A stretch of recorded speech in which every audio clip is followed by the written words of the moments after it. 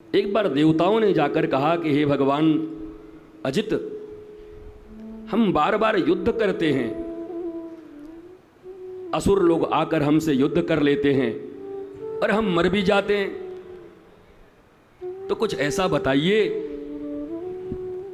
काय बात के देवता, इतना मुश्किल से देवता हम बने, स्वर्ग में रहते हैं, असुर लोग हमला कर देते हैं, मरा जाते हैं, हार भी जाते हैं। तो अजित भगवान ने कहा कि एक काम करो, समुद्र मंथन करो और उससे जो अमृत निकले उस अमृत का पान करो, तो मरने वाली समस्या तो खत्म हो जाएगी। कुटाओगे पिटाओगे तो अलग बात है, वो देखा जाएगा, लेकिन मृत्यु नहीं होगी। तो बोला कैसे करें मंथन? बोला अपने भाइयों को मिलाओ, सौतेले भाइयों को, कश्यप अदिति और कश्यप दिति के पुत्र। अहिमूसक न्याय होता है एक, राष्ट्र की जब रक्षा करनी हो तो इस न्याय का पालन किया जाता है। अब ये हम नहीं बताएंगे कैसे होता है, नहीं हमारे ऊपर ही प्रयोग कर दोगे। हमने बताया था 5 साल पहले एक आदमी को, हमारे ऊपर ही लगा दिया, तब से हमने न्याय बताना ही छोड़ दिया। अहिमूसक न्याय, जो तुम्हारे विरोधी हैं उनके पास भी जाओ और जाकर अमृत मंथन के लिए उनको प्रेरित करो। अहंकार से जीवन में अमरता नहीं मिलेगी।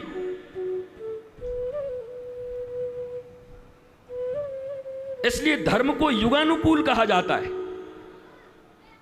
बताओ, भगवान ही कह रहे हैं देवताओं को कि असुरों से मित्रता करो। जीवन भर के दुश्मन हैं दोनों, सुर और असुर।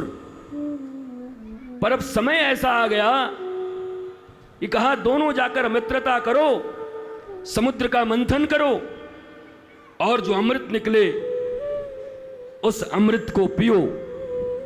तो समुद्र का मंथन प्रारंभ हुआ, देव और दानव दोनों लगे। अब मथानी इत्यादि की बात ब्रज के लोग तो समझ जाएंगे, पर मिक्सर और ग्राइंडर की पैदाइश लोग उसको समझेंगे भी कैसे? जिन्होंने बचपन से मिक्सर देखे हों, ग्राइंडर देखे हों, उनको ये बासुकी नाग की रस्सी, मथानी और मंदराचल का ये वो समझेंगे कैसे, होता क्या है? ये भी समझना उनके लिए मुश्किल है कि भाई मथाई कैसे होती है। कच्छप भगवान नीचे बने, अपने पीठ पर मंदराचल को लिया, मस्तक की तरफ दानव रहे और पूंछ की तरफ देवता रहे। यद्यपि पहले देवताओं ने कहा कि हम मुख की तरफ रहेंगे, हम पीछे की भाग की तरफ नहीं पकड़ेंगे सर्प को। भगवान ने कहा बोलना भी मत।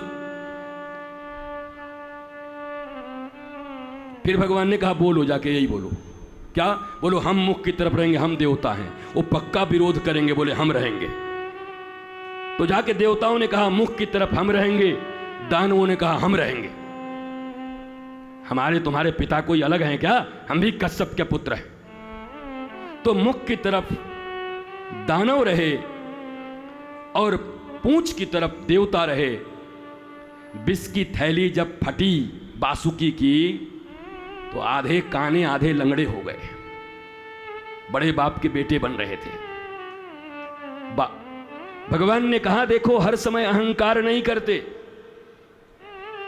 इस जीवन के युद्ध में धर्म की नीति, ज्ञान की नीति, बहुत जगह सीधी बात करने से काम नहीं होता,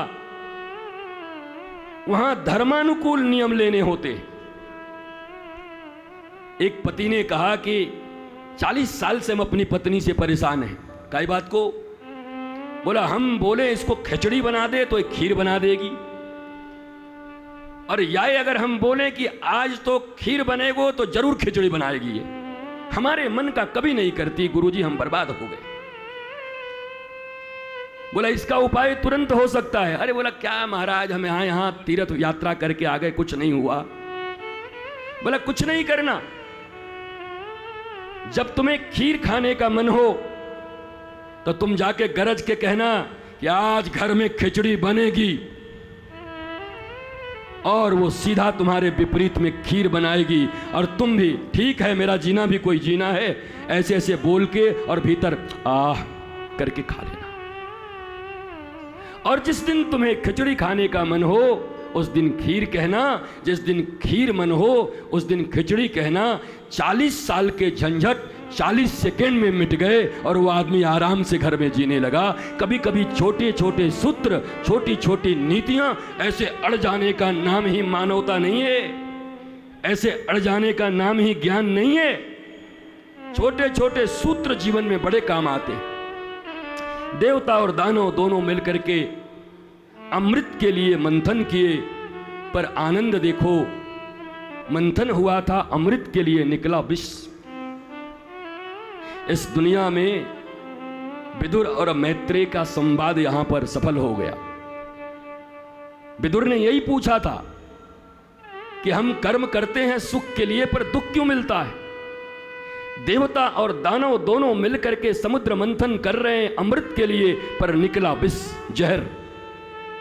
अब जहर निकला तो सब चुप, न कोई देवता तैयार है न कोई दानव तैयार है। पर उन्हीं देवों के भीड़ में से निकलकर एक देव ने कहा कि मंथन तो चलना है, क्योंकि जब तक लक्ष्य पूरा नहीं होता अमृत का तब तक रुकना उचित नहीं है। भगवान ने यही हमें आज्ञा दी है। वह देव आकर उस विष को पी जाते हैं और देखते देखते वो देव देवाधिदेव महादेव बन जाते हैं, नीलकंठ बन जाते हैं। उन देवताओं के बीच से उठकर एक देव आकर के विष पी करके महादेव बन गए। मान सहित विष खाई के शंभु भये जगदीश। भगवान भोलेनाथ लेस डिमांड, कोई डिमांड नहीं उनका जीवन में। अगर सीखना है कम से कम चीजों में रहना, मस्त रहना, तो भोलेनाथ को आइडियल बना लो। उनको नहीं चाहिए जुहू बीच पे, उनको नहीं चाहिए कहीं जाके श्रेष्ठ जगह पर चांदनी चौक पे मकान नहीं बनाना उनको। उन्होंने वो जगह चुना है जहां कोई 5 रुपए में भी जमीन लेना पसंद नहीं करेगा। स्मशान को अपना घर बनाया हुआ है। तुम जाओगे, हम 5 रुपए गज देंगे, जाओ वहीं रहो। अरे महाराज जी क्या बात करते हैं, स्मशान थोड़ी रहेंगे। उन्होंने घर बनाया स्मशान को। दुनिया में सबको गुलाब चाहिए, पर भोलेनाथ को कौन सा फूल चाहिए, वो तुमको नहीं चाहिए। उनको धतूरे चाहिए। खाने की तो बात छोड़ो, हाथ में जोर से दबा दोगे तो कितने छेद हो जाएंगे हाथ में तुम्हारे। धतूरा चाहिए। तो देवता और दानव मिलकर के विष आया, उसके बाद अनेक रत्न आए, और फिर क्या आया, अमृत आया। लक्ष्मी आई तो मिल गई उनको जिनकी थी विष्णु जी को, लेकिन अमृत आया तो अमृत का कलश लेकर भाग गए। कौन? दानव। देवता दौड़ के गए, महाराज माल तो निकला लेकिन हाथ से बेहाथ हो गया।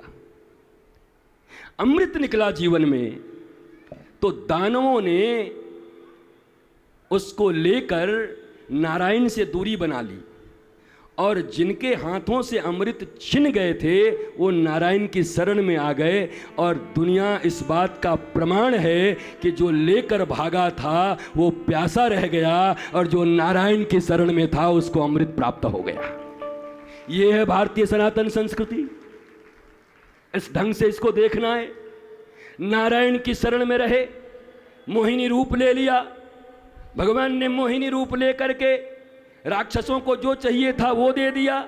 उनको रूप चाहिए, शब्द चाहिए, स्पर्श चाहिए, गंध चाहिए। शब्द स्पर्श रूप रस गंध असुसु रमन्ते इति असुर, जो केवल अपने शरीर के मार्जन में लगे हुए हैं उनको वो मिल गया। और अमृत तत्व किसको मिला? बोला देवताओं को मिल गया, क्योंकि देवता भगवान को अपना आधार मानते हैं, नारायण को अपना आधार मानते हैं, उनके चरणों में उनकी प्रीति है, इसलिए वो अमृत के हकदार बन गए।